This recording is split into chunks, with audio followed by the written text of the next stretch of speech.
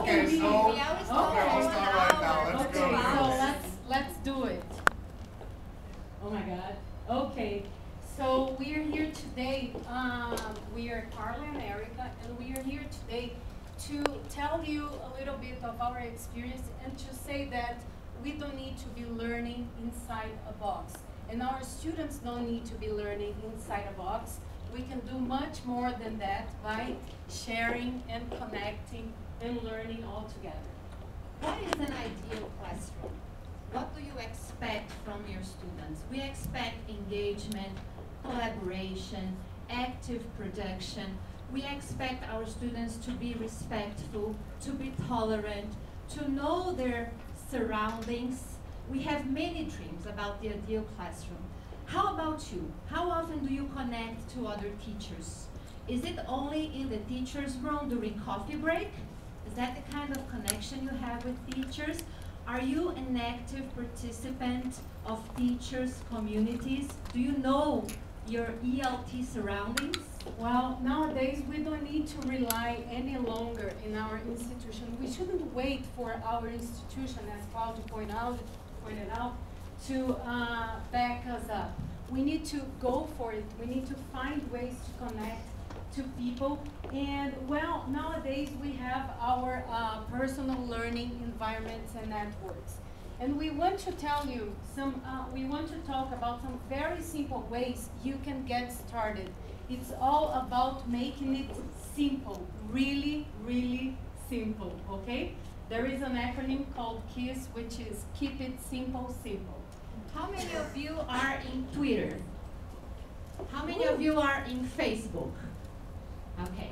Now, in Twitter and Facebook, do you follow just friends or do you follow like-minded professionals who post tips for the classrooms, pedagogical resources? What kind of people do you follow? Yes, so it's time to start your micro-revolution. If you are already there in those places, you can just get started by following, for example, groups, lists of educators in Twitter, for example. In this case here, what I did was I asked a very simple question in my Twitter network, and in minutes I had tons of answers about my question to the guys. And Edmodo is another way you can do that. If you don't want to be in Twitter for professional things, have you ever tried Edmodo? So go for it. It's a safe social network place. Facebook has just launched a new feature, a new space for groups.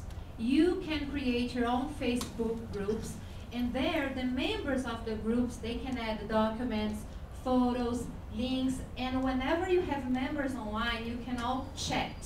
And we have a Facebook for BrazTesol, okay? If you are still not sure how to start, if you need a tutor, if you need a mentor to go beyond your comfort zone, there is a place you can start looking for help, all right? We are going, well, this place is called the EVO, the Electronic Village Online. Every January and February, we offer free online sessions, and the topics vary from drama to teaching in Second Life. So search for this, EVO, in Google, and join us for online sessions. Well, we talked about Twitter, Edmodo, Facebook, but you can also look for communities of practice. And one of the best communities of practice I know, besides of course the TESOL environment, is the Webheads in Action. They are a group of like-minded professionals that connect to each other, and it's more than just connection. We do all kinds of stuff together. We meet every Sunday online, and we share, we talk, we test tools. So join us there and amplify your professional possibilities and dive into self-directed professional development.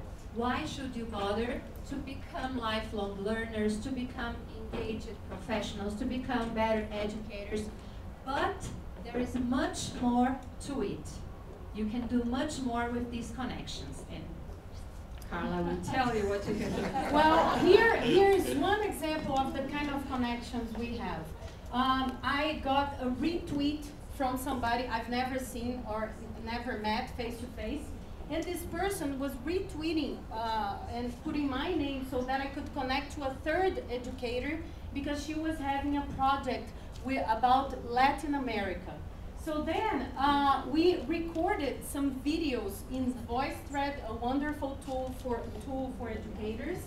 And there, what we did, it became a mosaic of teens' life in Brazil because of my personal learning network and because of my coffee break group, yeah? But teachers get very discouraged, right? They say to us that they have to correct tests and compositions, they don't have time, they have kids and husbands, and we sympathize with that too. We have lots of commitments, but we started sharing a bit. And we moved from isolated teachers who were doing things just with the feeling that we were doing it right. We moved to networked teachers, and nowadays we rely on our personal networks for help, for sharing, for collaboration. Well, how much time would you need to invest to do all that? It could go from 5 hours to 20 hours or 40 hours. It doesn't matter. The point is, start small. Start with one single tool or one single community, and then go from there.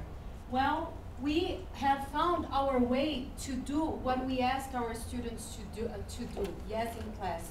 We want them to be productive, so we also need to give our share to the community.